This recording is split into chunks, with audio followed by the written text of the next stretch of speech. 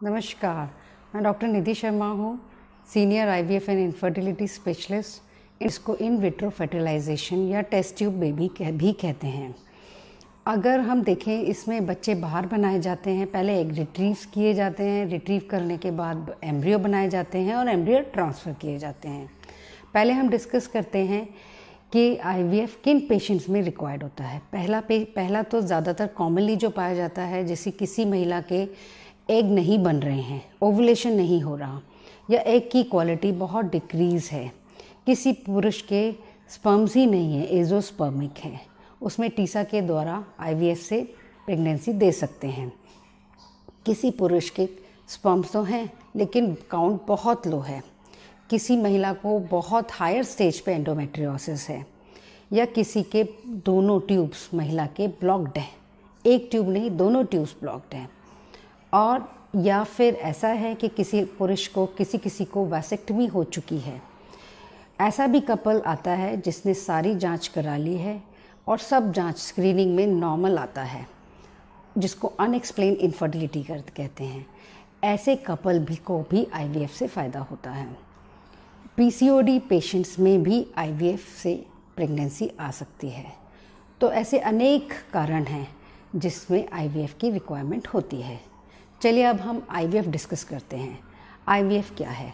IVF एक 15 से 20 दिन का साइकिल है, जिसमें पेशेंट को डे 2 ऑफ पीरियड्स पे बुलाया जाता है, उसको स्क्रीन किया जाता है। अगर सब स्क्रीनिंग में ठीक है तो उसको इंजेक्शन फॉलिकल स्टिमुलेटिंग हार्मोन्स दिए जाते हैं। ये इंजेक्शन करीब 10 से 15 दिन दिए जाते हैं। अल्ट्रासाउंड से मॉनिटरिंग होती है, जिसमें हम देखते हैं कि फॉलिकल डेवलप हो रहा है कि नहीं। जब फॉलिकल्स ऑप्टिमम साइज़ में पहुंच जाते हैं तो हम ट्रिगर डिसाइड करते हैं। ट्रिगर डिसाइड करने के 36 आवर्स के अंदर वो फॉलिकुलर फ्लूइड निकाला जाता है, यानी कि एग रिट्रीवल जिसको हम कहते हैं करते हैं। फॉलिकुलर फ्लूइड एम्ब्रियोलॉजिस्ट को दे दिया जाता है। एम्ब्रियोलॉजिस्ट उसमें से एग्स निकाल कर उसी दिन स्पर्म से मिलाकर एम्ब्रियो कल्चर करते हैं। इसके बाद हम यूट्रस में एंडोमेट्रियल लाइनिंग बनाते हैं। जब वो लाइनिंग रेडी हो जाती है तो एम्ब्रियो ट्रांसफ़र करते हैं। पेशेंट को यूरिन होल्ड करने के लिए बोला जाता है और एक पतले कैथेटर के थ्रू एम्ब्रियो ट्रांसफ़र कर दिया जाता है। उसके बाद 2 घंटे तक अपने यहाँ रखते हैं और फिर पेशेंट को घर भेज देते हैं। कई पेशेंट्स का होता है कि हम इसके बाद हमें क्या बेड रेस्ट करना है? नहीं, इसमें कोई बेड रेस्ट की रिक्वायरमेंट नहीं होती। 3 से 4 दिन उनको रेस्ट करना होता है और उसके बाद वो अपना डेली रूटीन वर्क कर सकती हैं। अब जो हमारे पास पेशेंट आते हैं वो कोई लोकल होते हैं, कोई बाहर से होते हैं। लोकल होते हैं उनको हम अपने सेंटर बुलाकर इंजेक्शंस देते हैं और अल्ट्रासाउंड करके मॉनिटरिंग करके उनका ट्रिगर डिसाइड करते हैं। लेकिन जो बाहर के पेशेंट हैं उनको हम डेली नहीं बुलाते, उनको 3 to 4 विजिट में पूरा साइकिल कंप्लीट कर देते हैं। अब जब हम एम्ब्रियो ट्रांसफ़र कर दिया, उसके 15 दिन बाद हम प्रेगनेंसी टेस्ट करते हैं।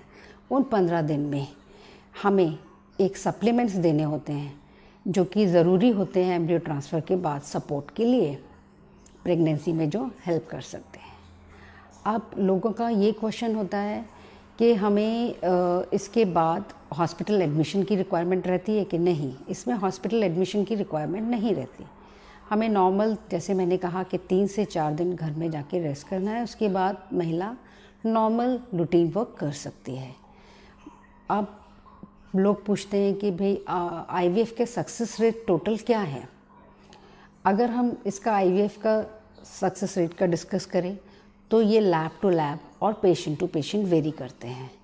जैसे कि कुछ कारण होते हैं जिसमें कि हम कह सकते हैं कि कहाँ ये सक्सेस बढ़ा सकता है और कहाँ ये सक्सेस कम कर सकता है।